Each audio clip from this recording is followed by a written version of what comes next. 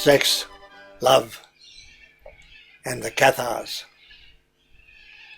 Cathar Love 171.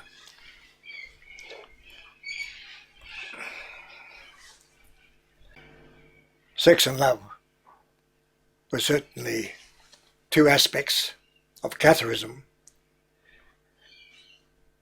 which widely separated them from mainstream Christianity at that time,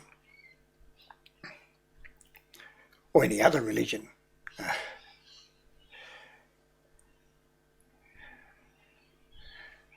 We know love, unconditional love, is one of the basics, one of the essences of Catharism.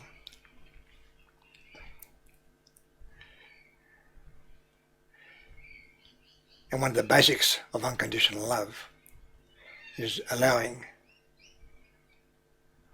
that some person that you're involved with, be they relative or friend, to be very much themselves. More about that later.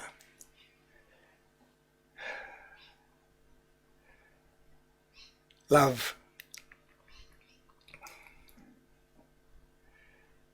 was everything. When I say everything, I mean everything. Love was the alpha and omega, the be-all and end-all for the Cathars.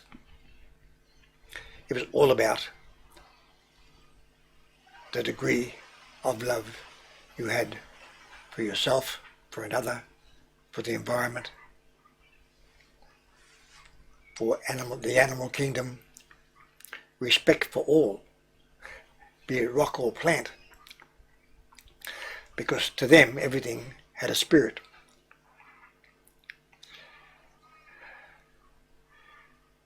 Today I want to read a couple of excerpts from the book, The Cathar Message, because I feel they explain some things far better than I can, seeing that this information was channeled down to the authors. I have said before that there are lots of books on Catharism, but they're based on historical fact and historical fiction. But there's very little on Cathar philosophy or Cathar beliefs. I mentioned Dr. Arthur Gurdon, certainly as far as English is concerned, no, not French. He brought it to the English-speaking world, and because he actually spoke about the Cathar beliefs and various aspects of Cathar daily life, because he was in contact with guidance from Cathar guidance. And then there's some books that was put out by, which was channeled down to a friend of mine, and so there's another book, I Am Mary. So there's a number of books which really give you very, very deep insights into Catharism, their daily life, their attitudes to life, what separated the ordinary Cathar or believer to the perfecti, the bon homme, the bonne femme, the parfaits. And so we are now starting to accumulate a number of books on Cathar philosophy, Cathar beliefs, and the Cathar way of life, certainly from the perfecti point of view. And certainly the Cathar Message is such a book. So regarding love, I'm going to read from the book. So please excuse my head going up and down, but it's very succinct, and it's a great explanation. This is what they term a received writing. Love, which we send out into the universe, reaches not only the object of our affections, but all that it touches. In enveloping all in its path, and touching with its golden beams things we cannot even imagine. Who knows what a loving thought may do? What good effect it can affect? Things, people and conditions which we cannot conceive of may be improved and enlightened by love, which is interesting because I was talking about powerful thoughts, our own thoughts, versus prayer, giving your power to somebody else, praying to somebody, and to me, which is a waste of time, but the people who pray, of course, they're very serious about it. This is the previous video, and so here we are from a channel basically saying the same thing, that not only that thought has power, but love especially has that power. Never believe that love is lost, for like life, love is eternal, and it is purified as it grows and develops through time and space. Love is the fabric from which spirits, greater and more progressed than ourselves, fashion goodness and healing. Loving thoughts are stronger than any other energy, except for life itself, and they work hand in hand with life, enriching and beautifying the spirits who originate them and the spirits which are touched by them. Physical death cannot dim love, for, like life itself, love transcends death. The source of love is the great source of energy from which flows all that is human, and all that is experienced, and all that is loved. Every human soul issues from that source, as does love itself, life itself in every aspect of service, in every sphere of being. The source of all life and love is that infinite energy which we call God, the everlasting intelligence, love itself. So, they're saying simply that the Cathar God, to the Cathars and people who have that belief, is love itself. And love is eternal. We cannot, it simply grows and transforms and grows ever larger. So whatever we love, our loving, in effect, is eternal. I think that's love. That's love. I'm going to insert here an old video of mine, which has been around for a while. It's had quite a few views, over 6,000 I think. But it also is regards love and respect and how we treat our fellow human beings, and especially those people that we are involved with. So this video clip is requires no explanation.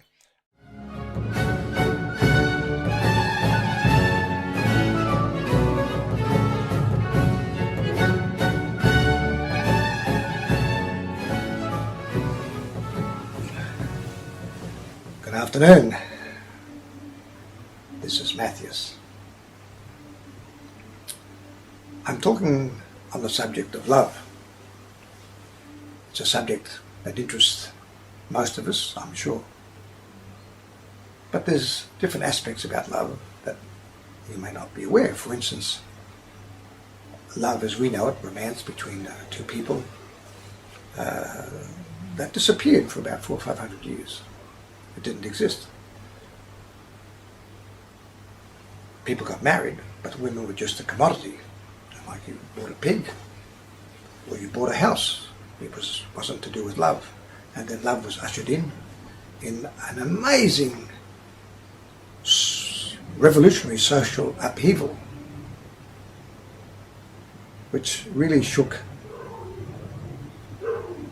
the bastions of Western Europe. But we'll go into that later. Today I'm going to tell you a story about Prince Arthur. And because this story gives a tremendous insight into relationships, how to make them last, whether it's love or something else, but it's to do with partnerships and successful partnerships. Anyway, we've heard of King Arthur and Guinevere and Camelot.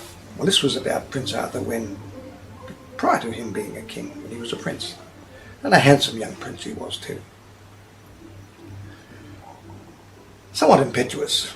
And on this occasion, he strayed into the neighbouring kingdom, and being a good hunter, he was hunting deer, and he killed a deer. Big mistake, because he was dragged in front of the king.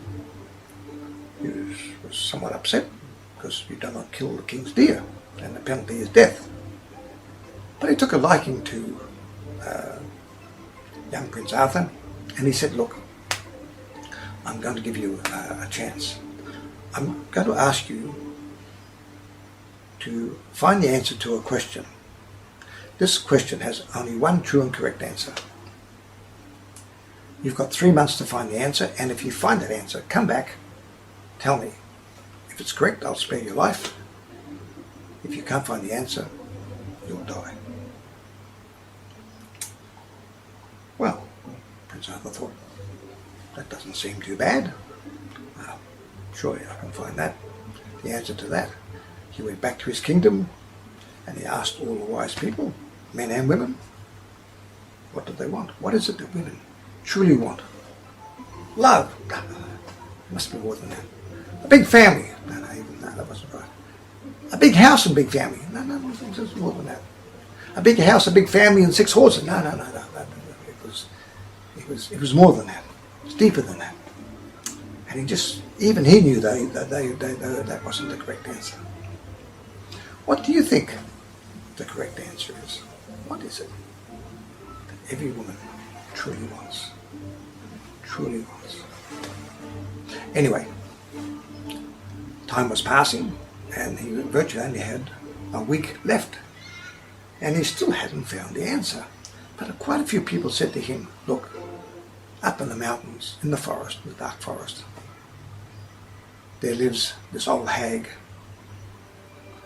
She's terrible. One tooth, hair hasn't been washed for 20 years.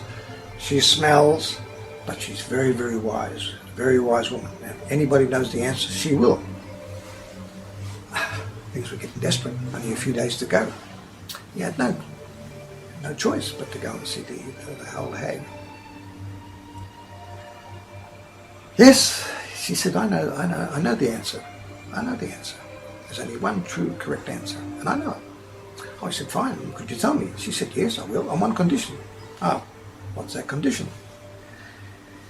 She said,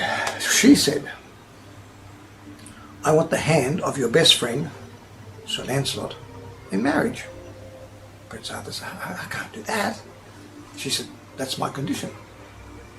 If I don't get that, I'm not giving you the answer. Oh, big dilemma. But anyway, Sir Lancelot, he said, look, you're my best friend. I can't let you die. I'll marry her. No, I'll marry her. Anyway, he said, look, don't worry about it. I'll marry her. Don't worry about it. You're not going to die. I'll marry her. So immediately they had a big wedding, and there she was. She was gnawing into the venison, the deer and the chicken with her one tooth, and she made terrible sounds, and oh, she smelt, and she had this old dress. She was in rags, but Sir Lancelot, he treated her with the utmost respect, the same respect that he would give given to anybody else. He treated her no different at all.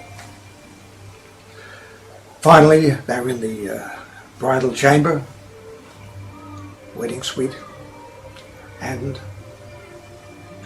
Lancelot went to change into his night attire. She was in bed. He came back. He looked, because there wasn't an old hag in bed. He was this beautiful, beautiful young lady.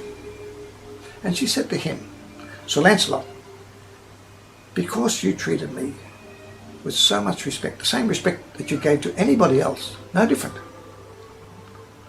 I can be this beautiful young lady you see before you every night here that you can sleep with, but I will be an old hag during the day. Or I can be this beautiful young lady during the day, but at night I'll be this old hag that you've got to sleep with. Which one will I be? What do you choose? Sir Lancelot said, Madam, I will leave the choice up to you. She said, Lancelot, because of that, I will be beautiful to you both by day and by night. Happy ending. But what's about Prince Arthur? Yes, he went back to the king. He said, yes, I have the answer. The king said, what's the answer? Prince Arthur told him. The king said, yes, that's one true and correct answer. And what was that answer? Prince Arthur said, what every woman truly wants is sovereignty. The king says, correct. What's that? Sovereignty. Sovereignty is the right to be yourself, to be 100% yourself. So what this means in a relationship is that if they're married or people are engaged, because it's something that takes time. It's the man getting to truly know his wife, partner, truly understand her, really know and know what she really wants, once finds out that, and then supports her totally in allowing her to be the best she can be, but at all times to be herself. He's not putting any impositions upon her to be the way he wants it to be. He is giving her sovereignty. But what happens is, by you giving your wife or partner sovereignty, you will receive sovereignty in return, and you will get her support. This is quite an interesting insight into relationships, and it's not an easy thing to do. But if you can manage that, which not many people today do, I think you can be assured of success within your relationship. Sorry for today. We'll continue at another time. So what is it every woman truly wants? Truly wants sovereignty.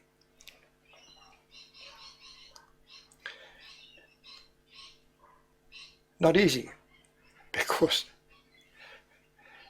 if we have children, son, daughter, this is what we'd like them to do. This is what we'd like them to be. Maybe things we missed out on ourselves. We want them to be happy. We want them to be successful, etc., etc. But nobody misses out.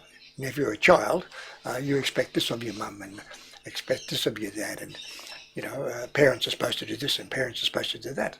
So you're not even allowing your parents to be a certain way. The thing is that we're all entitled to sovereignty. But in that clip, by giving the other person, the person you're involved with, by giving them sovereignty, by supporting them and being the best they can be, or that which they wish to be, even though it could be completely different to what we think and feel, ultimately, and usually, I won't say in every case, we'll get sovereignty in return. So this is to do with, again, love and relationships. Sex. Sex in the Cathars. Well, that's a very multifaceted subject.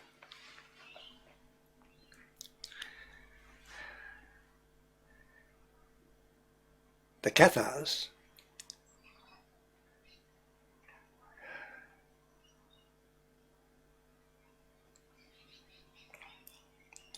There was a saying in medieval times in the Cathar areas amongst the ordinary people, the hoi polloi,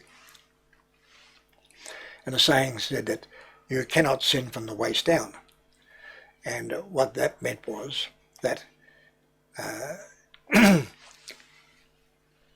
if any sin was going to be committed, and that was the medieval idea of sin, that you're breaking the rules somehow, that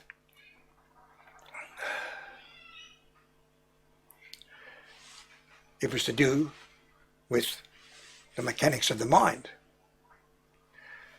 So if there was some sin or something, or a misdemeanor or whatever wrongdoing committed, it's the mind that should be punished.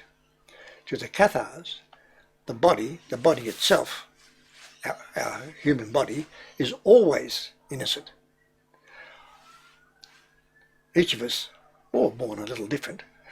Some have a strong libido, born with a strong libido, and some are born with a libido that isn't so strong, or sometimes virtually non-existent. This is an accident of birth or genetics or whatever. But simply, we're all different. But the body is always innocent. All the natural functions of the body are innocent. Now, having said that, also to the Cathars, that if you are obsessive about anything, that you took anything to the extreme, there's nothing wrong with wine, with anything, having a gamble, with sex. But if you're obsessive about it, and certainly to the point where you're harming yourself, then that you've got problems. But again, it's not the body that's creating the situation, it's the mind. So to the Cathars, if there's any punishment or whatever or anything to be worked out, is to be worked out with the mind. But the body is always innocent. Now, I want to, because the Cathars, they respected that they wanted their women to retain their virginity as long as they could, until the point that they had to marry. The Cathars weren't great about marriage. If you want to get married, that was fine. It's a family situation, you're caught up in it, and families married families, and you're caught up in that particular situation. You don't have much choice about it, then you're married. But it was something that they didn't believe in the sacrament of marriage. And the thing is, with children, they didn't. They realise there's going to be children, but there's enough that the family carries on. So you may have one or two, but not having a woman having a child year after year, which was expected of by the church. Saint Jerome said, "Yeah, if a woman doesn't have a child every year, she's committing murder." I think that's probably a bit extreme, but that's what Saint Jerome, the father of the church, taught. And the priest at that time expected a woman to come in with their newborn child each year to be baptized. So, but the Cathars, that so many women died in childbirth, and so, which often the newborn babe died, and also did the mother, which also left orphans. So, and at the time, these weren't times. The ordinary people weren't. They were quite unclean, and disease was running rife. So for this aspect, I'm going to read from the book, because again, this is channeled, and this explains far better than I, and it's a bit more lucid as to what they thought about it, and a little bit might surprise you. And our perfected women, the bonnes femmes, had houses where they lived together in as much harmony as women who have the same belief and the same truth and profess the same faith. And they worked there, helping to make our garments and their own, and making simples, salves and balms, medicines, herbal medicines. Nursing the sick and attending those poor women who, as the habit of mankind is, were with child and about to come to labour of bringing that child to life on this earth. For that time, many women died of that labour, and their children went on then motherless or died in the birthing, as did the mother. But the perfected women were wise in those matters, and helped many who would otherwise have perished in pain, pitiful to see, and in filth and ignorance.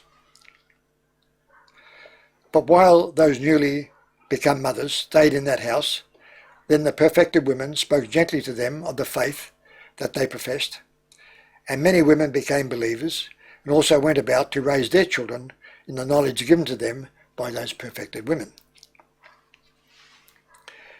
And in that region also were there women who had borne many children, and were tired, and whose health was broken with so much labour and giving suck, breastfeeding,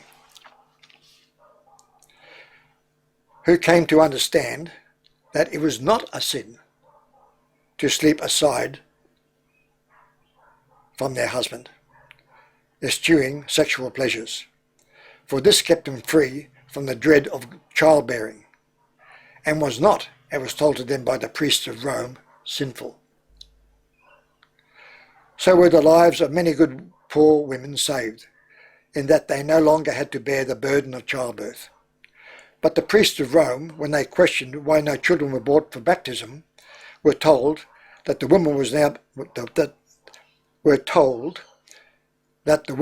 now past the years of childbearing, and so they asked no more. But the perfected women, who actually had already raised their own families, so they knew all about that, because they didn't become perfects until they'd had raised a family, and they knew what it was like with childbirth and how it could ruin a person's health, especially when you've already had 3 or 4 or 4 or 5 children already. And they said, no, don't sleep with your husband and have another child, because it's literally killing you. And if you do die, who's going to raise your children? Who's looking after your children? If you want to have a fling and some sex and this and that, and you want to enjoy that pleasure, well, just go with somebody else. And in fact, if your husband, he actually does love you, he'll understand, because the last thing he wants is for you to die in childbirth and giving another child. So he understood the situation as well. Here it says here, moreover, the husbands of those women who were not angered by wives who no longer wished to bear children, for if they truly loved their women, they were in dread for their wife in her life each time that her time came again to labour forth a child. And when the children grew up to be young men and young women, then it was the place of the man, their father, to give them land or dower them. This was a hard thing for poor folk to bear, and the more children, the harder to provide life and dower for them. So when the daughter, if they had a daughter and she was to go out and marry somebody else, she had to go with a dowry. That's fine if you've got 1 or 2 children, but it's not very good when you've got 4 or 5 and 3 of them happen to be women. So this just having child after child after child was a terrible affliction for the people. So as far as sex is concerned, it's there. It's a natural function. Everybody's different. I know people with a pretty powerful libido, and I know people who sex is never really interested them. It's never been much of never been a big deal to them, and it never been a major component of their lives. And yet others, sex and being with other partners, this constitutes a very, very important and powerful aspect of their lives. So again, it comes back to giving people sovereignty. In other words, allowing people to be themselves. I had coffee today with a couple of friends, and they both got open minds. But it's just, it was nice to be able to talk to them and talk to them about various subjects. But it's just so lovely. But if I had to talk to a fundamentalist Jew, a fundamentalist Christian, a fundamentalist Muslim, whose eyes are encased in religious cement, well, it's very, very hard to have an open discussion. And I think this is one of the wonders of modern media, that people can express their point of view, and for others who are on the same wavelength and can go along with that thinking. Sometimes listening to another person, sometimes it does clarify your thoughts. So I do have guidance, and I do get stuff put to me, but really, I can't recommend, I can't emphasize too much that if you really are interested in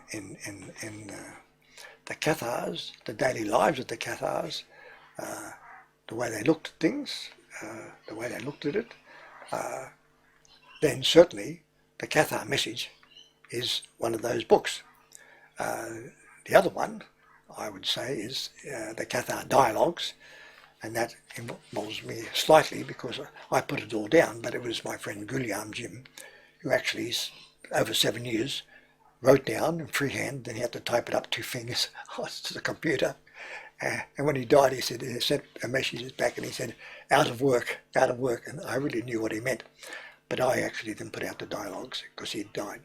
So that also talks a lot about the Cathar philosophy.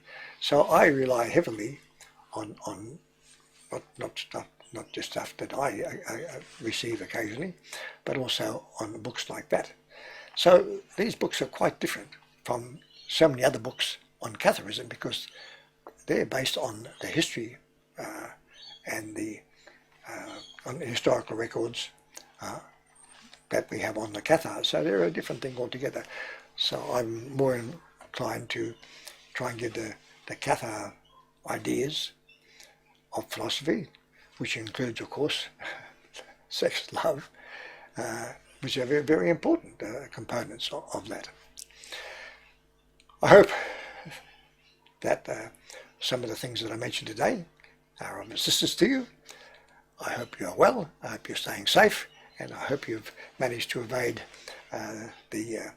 all the, what shall we say, the labyrinth of the various COVIDs and their variants. Stay well. Talk again. Bye for now.